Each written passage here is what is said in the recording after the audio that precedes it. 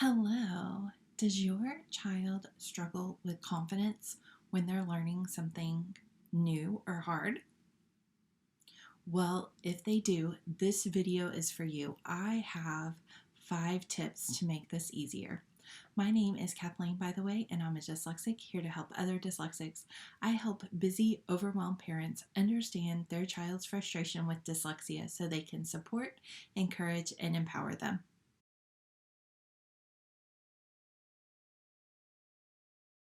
It's not a secret that dyslexics struggle in school when it comes to reading, writing, spelling, sometimes math, and organizational and time management skills. But the thing is we can do little things to make it easier for them to learn things. So I have 5 tips for you today to make learning new things easier and more manageable for students.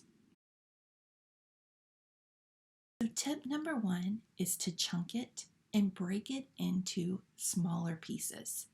So if this is like a writing assignment, chunk it. So today we're just going to focus on generating ideas. The next day, we're just going to focus on a rough draft. Now, we're just going to focus on editing it.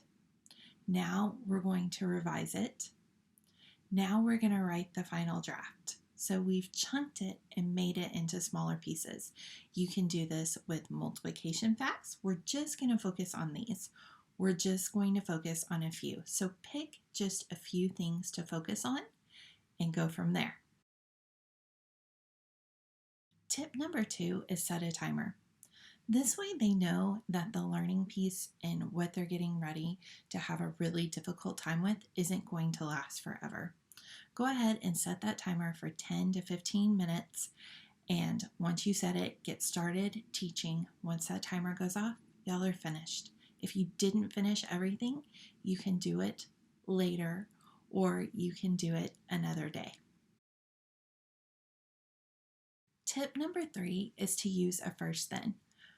This is something that I use in my special ed classroom all the time.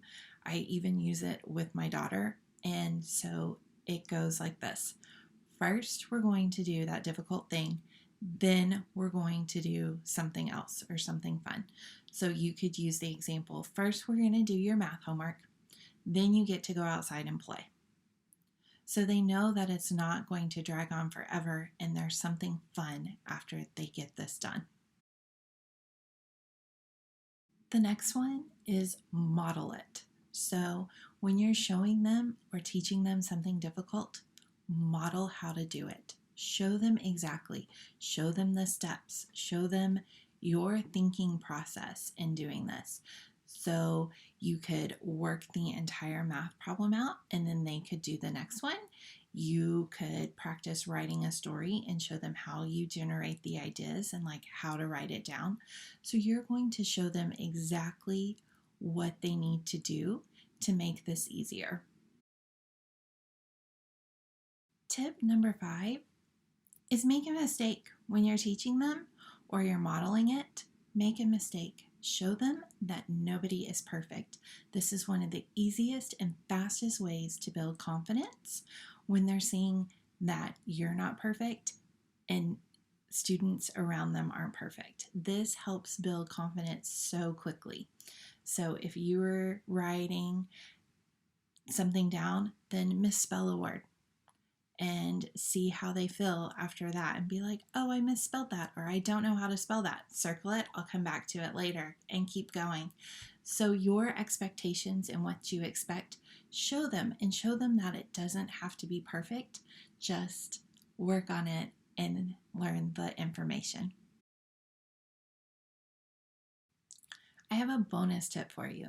So when you're introducing a new hard concept, is there any way that you could introduce it with a toy or something of high interest?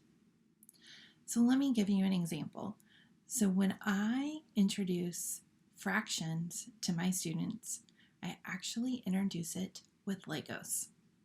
I get to pull out the Legos, and we actually have a really fun lesson talking about different colored Legos and how many they are and turning it into fractions. Once we do that, they don't seem to think fractions are near as challenging, and they really enjoy it.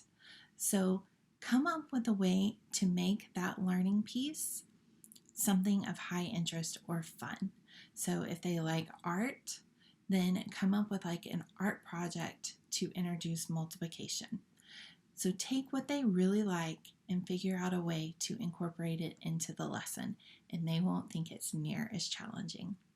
That's all I have for you today are the tips plus a bonus tip. I hope you found this information useful. If you did, please go ahead and give this video a thumbs up and subscribe to my channel. I have more information about dyslexia coming out in the next few weeks, and I can't wait to share that with you. But if you want even more information about dyslexia and how to empower your child, then go ahead and grab my new freebie, How Dyslexics Have Changed the World. This has 12 famous dyslexics and what they have done to make our world a better place. So go ahead and grab that now, and I will see you in the next one. Bye, guys.